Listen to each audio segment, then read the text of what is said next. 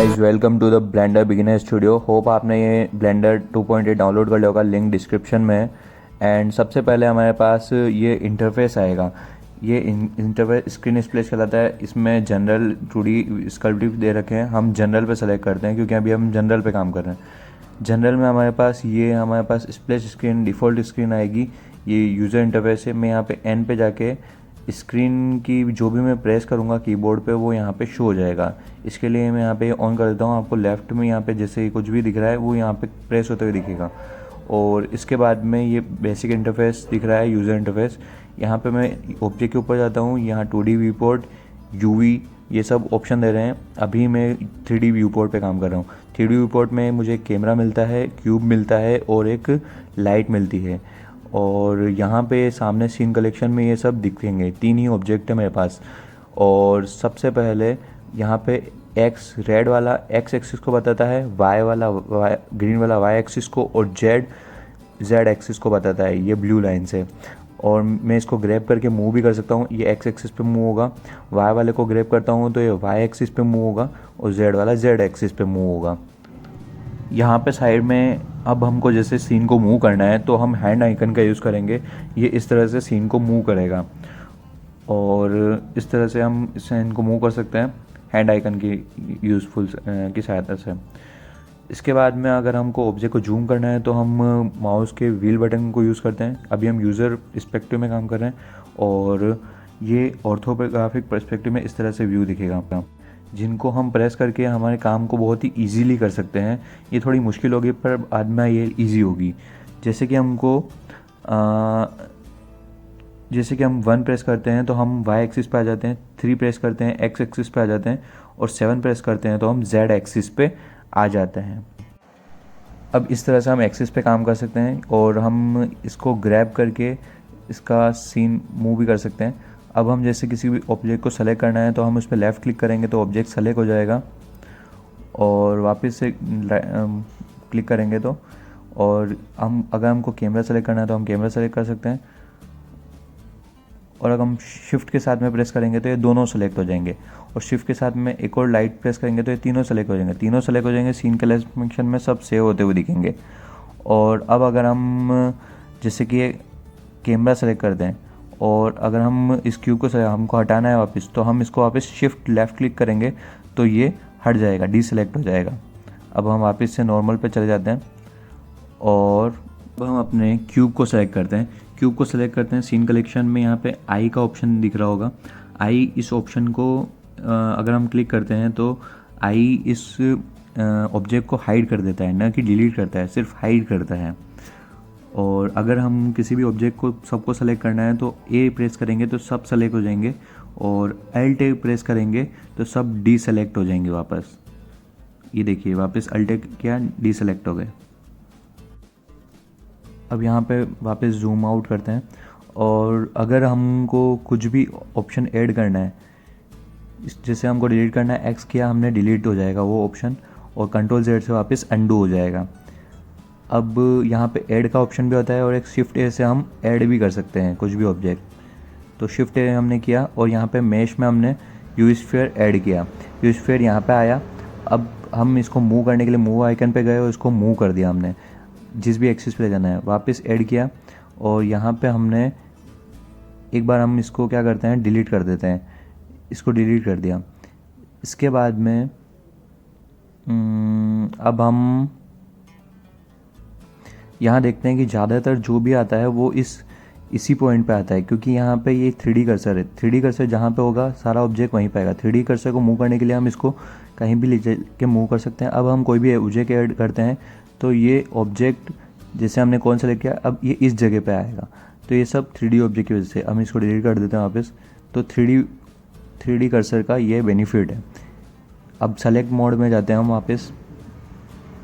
अब हमको किसी भी ऑब्जेक्ट को मूव करना है तो हम उस ऑब्जेक्ट पर क्लिक करके जी प्रेस करेंगे तो वो ऑब्जेक्ट सेलेक्ट हो जाएगा और हम इसको किधर भी मूव कर सकते हैं। और साइड में ट्रांसफॉर्म दिख रहा है। ट्रांसफॉर्म में इस ऑब्जेक्ट की लोकेशन चेंज हो रही है। लोकेशन में एक्स, वाई और जेड एक्सिस लिखा हुआ है। एक्स पे ये कहाँ पे है और वाई में कहाँ पे है और जेड पे कहाँ पे है। अगर हमको किसी पर्टिकुलर एक्सिस पे मूव करना है तो हम जी प्रेस करके एक्स प्रेस करते हैं तो एक्स एक्सिस पे, जी वाई पे प्रेस करते हैं तो ये वाई एक्सिस पे, और जी जेड पे करते हैं तो जेड एक्सिस पे मूव करेगा और लोकेशन भी वहीं पे चेंज होगी। तो इस तरह से हम ऑब्जेक्ट को मूव कर सकते हैं। और आर से हम ऑब्जेक्ट को रोटेट कर सकते हैं। ये शॉर्टकट की है, शॉर्टकट की काफ़ी काम आएगी, यहाँ पे काम को काफ़ी इजी कर देती है। और रोटेट का के लिए हमारे पास यहाँ पे डायरेक्ट भी ऑप्शन अवेलेबल है। ये रोटेट का दिखाएंगे, ब्लू वाला जेड को और रेड वाला एक्स को और ग्रीन वाला वाई एक्सिस को शो करता है रोटेशन के लिए। अब है ट्रांसफॉर्म। ट्रांसफॉर्म में हम ऑब्जेक्ट की साइज़ चेंज कर सकते हैं। रेड वाला वापस एक्स एक्सिस पे मूव होगा और वाई वाला वाई एक्सिस पे साइज चेंज करेगा और जेड वाला जेड एक्सिस पे साइज चेंज करेगा। तो बेसिकली हम इस पर ट्रांसफॉर्म कर सकते हैं। अब वापस सेलेक्ट मोड में जाते हैं। अब हम ऑब्जेक्ट को सेलेक्ट करते हैं और ये स्केल करते हैं एस से, तो अब इसकी साइज़ वाइज चेंज हो सकती है। और अब हम एक नया देखते हैं, यहाँ पे ट्रांसफॉर्म का एक ऑप्शन दिखेगा।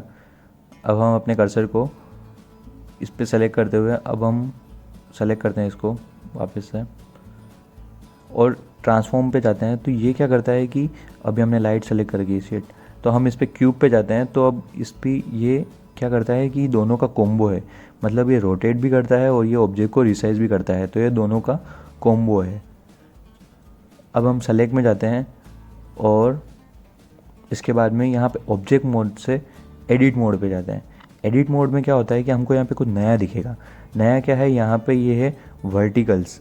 वर्टिकल्स मतलब बिंदु और एजेस मतलब इसके किनारे जो भी होंगे, और फेसेस मतलब फेस। एजेस यहाँ पे वर्टिकल्स की बात करते हैं तो ये मैं इसको सेलेक्ट करता हूँ, ये है हमारा वर्टिकल कॉर्नर पॉइंट जो होता है पॉइंट, और एज होती है ये इसके किनारे जो दो पॉइंटों से मिलके बना होता है वो एज है। और इसके बाद में है फेस, ये है हमारा फेस। फेस को सेलेक्ट करके अब हमको ज़्यादा फेस सेलेक्ट करना है तो हम शिफ्ट प्रेस करके ज़्यादा को सेलेक्ट कर सकते हैं। अब जैसे हम वर्टिकल में जाते हैं, वर्टिकल में जाके हम इन्हें इस वाले वर्टिकल पहले ग्राउंड पे क्लिक किया, अब वर्टिकल पे क्लिक किया, शिफ्ट के साथ में दूसरे वर्टिकल पे क्लिक किया, शिफ्ट के साथ में तीसरे वर्टिकल पे क्लिक किया, शिफ्ट के साथ में फोर्थ वर्टिकल। अब तो ये चारों वर्टिकल्स हमने सेलेक्ट कर लिया। अब हम एज पे जाते हैं, इस एज को सेलेक्ट किया, शिफ्ट के साथ में दूसरी एज को सेलेक्ट किया, शिफ्ट के साथ में तीसरी और शिफ्ट के साथ में चौथी, तो ये चारों सेलेक्ट होगी।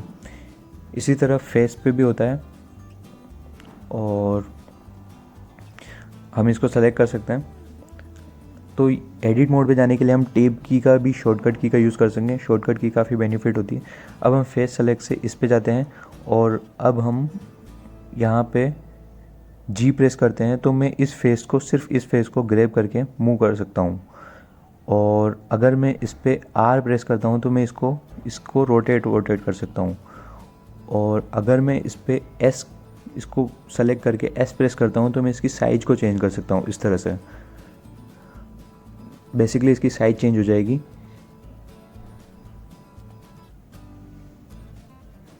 अब यहाँ पे हम एक्सट्रूड रीजन की और ये यहाँ पे ऑप्शन दे रखे हैं बहुत सारे, स्केल, ट्रांसफॉर्म, मेज़र और एक्सट्रूड। एक्सट्रूड रीजन एक नया पॉइंट है। एक्सट्रूड रीजन पे हम बात करते हैं। एक्सट्रूड पे अगर हम सेलेक्ट करने के लिए ई भी प्रेस कर सकते हैं। अब ये क्या करता है, फेस को ऊपर की ओर उठा देता है या फिर नीचे की ओर कर सकते हैं हम इससे। एक्सट्रूड मतलब ये उस ओनली फेस को मूव करता है अपनी जगह से नए पॉइंटों पे लाने के लिए। अब हम कंट्रोल जेड करके वापस अपनी पोजीशन में आ जाते हैं अंडू करके। अब इंसर्ट की बात करते हैं। इंसर्ट क्या होता है कि ये ऑब्जेक्ट का अंदर की साइड में मूव करता है। इसका शॉर्टकट की है आई, और इस तरह से ये अंदर की साइड में मूव करेगा फेस को और इस तरह से डिज़ाइन बन जाएगी। ई करके हम इसको एक्सट्रूड भी कर सकते हैं। इस तरह से पिलर बन गया जैसे कि किसी घर का।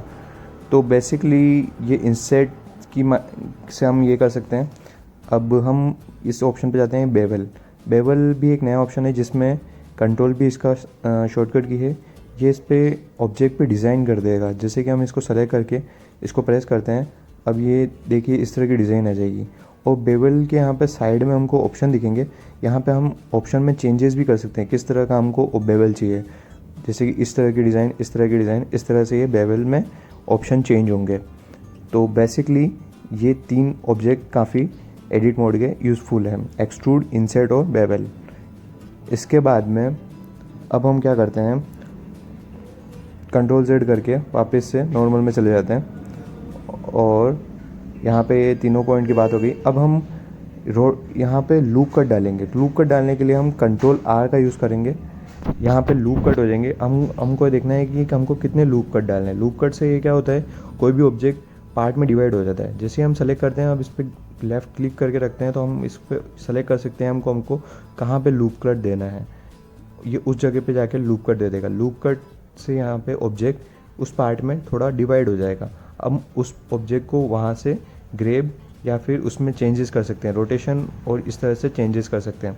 तो बेसिकली ये यहाँ पे काफ़ी यूज़फुल है।